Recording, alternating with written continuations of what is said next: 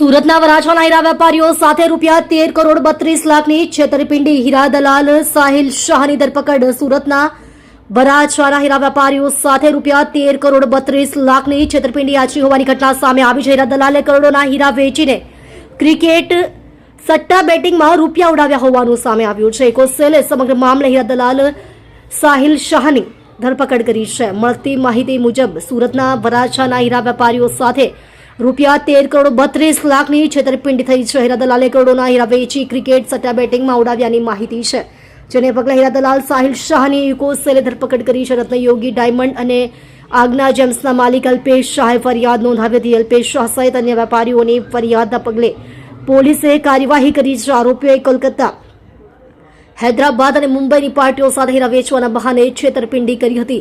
અલગ અલગ વેપારીઓ પાસે જાંગડ પર સહી કરી કરોડોના હીરા મેળવ્યા છે. હીરા અન્ય પાર્ટીઓને વેચી મારી રૂપિયા 13 કરોડ 32 લાખની રોકડી કરી. આ કરોડોની રકમ મુંબઈ ખાતે ક્રિકેટ સટ્ટા બેટિંગમાં હારી ગયો હતો, જેની ઇકોસેલની તપાસમાં આરોપીએ કબૂલાત કરી છે. તમે જોઈ રહ્યા છો DNY ન્યૂઝ ચેનલ રમનદીપ કૌરની સાથે.